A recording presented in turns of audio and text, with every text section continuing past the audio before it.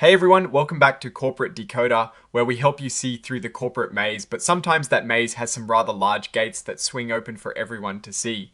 Today, we're diving into BGSF Incorporated's recent report, a look at how their annual meeting played out and what decisions were made. Get ready. Because we're about to decode what this means for the company and its shareholders.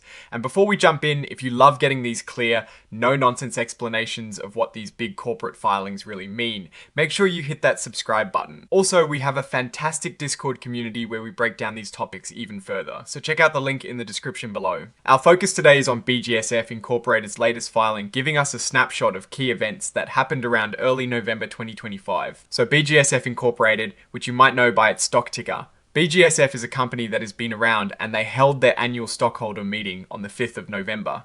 Think of this as the company's big yearly reunion where decisions are made and the path forward is discussed. One of the big things that happened at this meeting was the stockholders approving changes to the company's incentive plans. They voted to increase the number of shares of common stock set aside for their long-term incentive plan by 250,000 shares. They also did something similar for their employee stock purchase plan, adding another 250,000 shares. Now, what does this really mean, essentially? It means the company is making more stock available for its employees and executives. This could be to reward performance, incentivize future growth, or to simply keep their compensation packages competitive. It suggests the company is planning for future growth and wants to ensure its talented people are motivated to help get them there. But it wasn't just about incentive plans. The stockholders also voted on 6 different proposals. This is where shareholders get to have their say on important matters. First up, they elected Class 2 directors. These are the folks who will help guide the company for the next few years. Richard L. Baum Jr. and Paul A. Side were elected. Looking at the numbers, they both received a good number of votes for, indicating strong support from shareholders for Richard L. Baum Jr. over 4 million votes were cast in favour, with about 1.1 million withheld. Paul A.'s side saw a very similar pattern with over 4 million votes for. The broker non-votes are shares held by brokers that didn't have specific instructions from the client.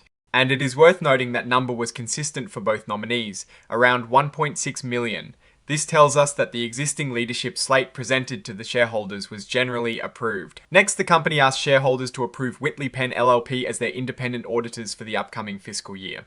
This is a really important vote because these are the folks who will check the company's financial statements to make sure everything is accurate and above board. The shareholders overwhelmingly approved this with over 6.1 million votes for, and only about 657,000 votes against. This strong support signals confidence in the accounting firm's ability to provide an unbiased look at the company's finances. Now, circling back to those incentive plans, Proposal 3 was to approve the amendment to the 2013 Long-Term Incentive Plan. While the initial mention of increasing shares might sound universally positive, the voting results here are a bit more nuanced. We see about 3.2 million votes for, and a significant 1.85 million votes against. There were also over 25,000 votes abstained, and about 1.6 million broker non-votes. This split vote suggests that while many shareholders are on board with the idea of more stock options being available, a considerable portion feels that maybe the plan is too generous, or perhaps there are concerns about dilution.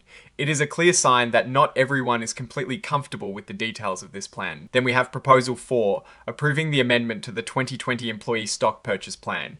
This one had a much clearer mandate, nearly 4.9 million votes for, compared to just over 209,000 votes against, shows strong approval for making more shares available through this plan. This plan is usually designed to let employees buy company stock at a discount, so it is great for employees and signals the company wants to encourage broad employee ownership. Proposal 5 was an advisory vote on executive compensation. This is often called a say-on-pay vote. It is not binding, meaning the company doesn't have to follow it, but it is a strong signal of shareholder sentiment here. BGSF received about 3.6 million votes for and about 1.2 million votes against. Almost 258,000 shareholders abstained, and there were around 1.6 million broker non-votes. While the votes for are higher, that is a pretty substantial number of votes against, indicating that some shareholders really had concerns about how much the top executives are being paid. It's a mixed signal suggesting that while compensation is generally acceptable, there are areas that need closer scrutiny or justification. Finally, Proposal 6 asks shareholders how often they want to have that say on-pay vote they could choose every year, every 2 years, or every 3 years. The clear winner with over 2.4 million votes was every 1 year. The every 3-year option also had a significant number of votes, just under 2.4 million. While every 2 year was much less popular with around 40,000 votes, the company's board decided that every year is the way to go, so shareholders will get to vote on executive compensation annually. This shows shareholders want a regular check-in on how their money is being spent on top leadership. Looking at the exhibits filed alongside this report, we see that plans like the 2013 Long-Term Incentive Plan and the 2020 Employee Street Stock Purchase Plan, as amended, are indeed detailed further.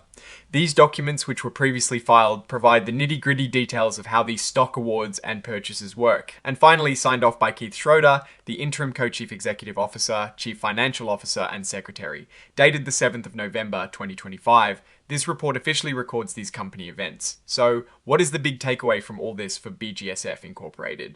Well, the company is clearly looking to retain and motivate its talent by expanding its stock-based incentive programs. This is a forward-looking move, aiming to align employee interests with shareholder value. However, the split vote on the long-term incentive plan amendment and the significant opposition to executive compensation are flashing lights. They indicate a segment of shareholders believe the current compensation and award structures might be overly generous or not fully justified by performance. The clear mandate for annual say on pay votes shows shareholders want more frequent oversight on executive pay. Overall, BGSF appears to be in a growth and retention mode, but they need to pay close attention to shareholder feedback on compensation to maintain trust and a unified direction. Alright, that is our breakdown of BGSF Incorporated's latest filing. What is your take on these numbers and what they signal for the company's future? Do you think increasing stock awards is the right move, or are the compensation concerns valid? Drop your thoughts in the comments. If this analysis was valuable, hitting that like button really helps the channel. And subscribe for more deep dives. Don't forget to check out our Discord link in the description for more insights and discussions. Thanks for watching, see you next time.